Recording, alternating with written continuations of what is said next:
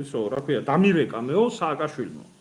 ანუ თავარსარდალმა დაურეკა გენერალური შტაბის უფროს და უბრძანა ტელეფონით თურმე შეიარაღებულ ძალებს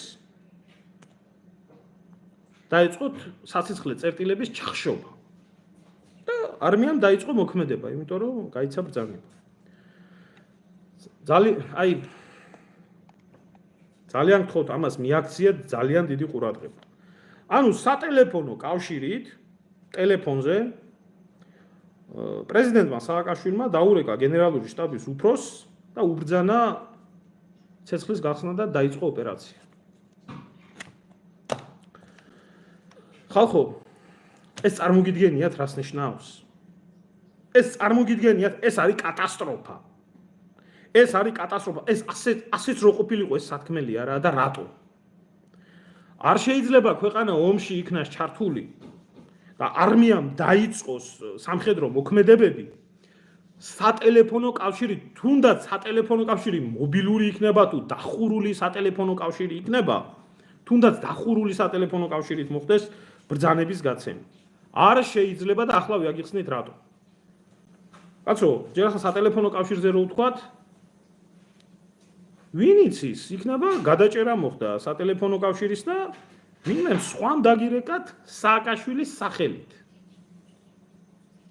არ იყო შემთხვევა, აგერ ბრიტანეთის თავდაცვის მინისტრს არ დაურეკეს რუსმა პრანკერებმა და არ ელაპარაკეს, ვითომ უკრაინის თავდაცვის მინისტრი იყო და არაბლუკუნეს, იმაში მე ეს ჩანაწერი რო იყო. იქნება და რუსმა პრანკერებმა დაგირეკათ. და გიბრძანათ ცეცხლის გახსნა ტელეფონით. ომის დაწყება, ომის გაცემის ბრძანება შეიარაღებული ძალების რო ჩაერთოს,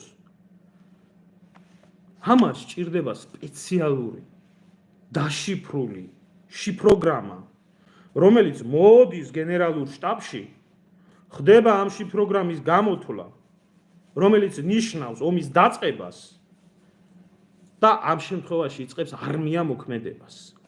აღნიშნული საიდუმლო შიფროგრამა გრიფი ედება, ინახება არქივში, რომელიც ნებისმიერ დროს ისტორიაში შეიძლება ამოიღო, ნახო, ვინ გაცა ბრძანება, რა ბრძანება იქნა გაცემული და რის შედეგად მოხდა. ეს არის წესი. ეს არის არმიის სტანდარტი. ისევე როგორც უკან დახევა. არ შეიძლება უკან დახევა ტელეფონით იქნას გაცემული მთელ არმიაზე მით უმეტეს.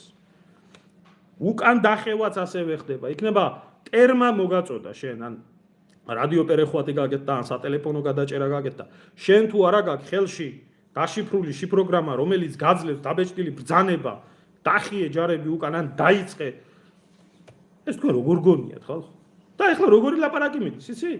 ამ კითხვასაც არავინ არ სვამს.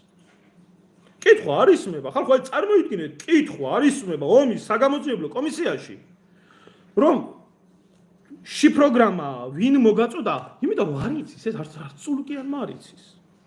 არც სუბარმა იცის, არც დანარჩენებმა იცის, არც მილიციის გენერალმა იცის ეთყობა. ისე მილიციის გენერალმა მაგდენ კი უნდა იცოდო. და მაგ კითხვა მაინც უნდა დასვა. ასე სატელეფონო კავშირით როგორ მოახერხე ისა რა ქვია? სად არის წესი საბრძოლო მოქმედებების დაწყებას რაც ჭირდება? სად არის ეგ შიფროგრამა? არა, არ იციან, არ არსებობს. ტელეფონზე დაურეკა. მაჩვენეთ ერთი თუ შეიძლება ეს სატელეფონო ჩანაწერი მაინც არსებობს სადმე, ან მაგთის ან ჯეოსელის დეტალურები ამოიღეთ იმ დროს ვის იზარი იყო შესული და გამოსული, სირცხვილი, სიკვდილი ხალხო. ომი იწყება ქვეყანაში და შიფროგრამა არ არსებობს. ტყუილი, სრული ტყუილი. და თუ კი ეს ასე იყო, როგორც ესენი ამბობენ, ეს ბრძანება არ არსებობს. სააკაშვილიც და გოგავას ახლავე ორივე არის მისაყენებელი ტრიბუნალზე. შეიძლება სააკაშვილმა თქვას, მე არც დამირეკეო. თქვა შეიძლება სააკაშვილს დაიმტკიცეთ, მე რო დავრეკეო. სადაც ჩემს ბრძანებაო. რატო ამბობ ამას იცი? ომი 9-ში გამოცხადდა, 8-ში ოპერაციაა დაწყებული. მივალთ აქ. თქვა იქნება სააკაშვილმა, ეგ რა, იმაში კითხეთ ერთი ვივამეთში. შეიძლება არც დაურეკეო გოგავაზე. და თქვას ვიღაცამ სააკაშვილი ახლა მის ტყავის გადასარჩენად ყველაფერს იცის. რუსეთის გენშტაბიდან დაურეკეს ჩემი სახელით თუ ხმა მოატყუესო და დაიწყო გოგავამ ოპერაცია.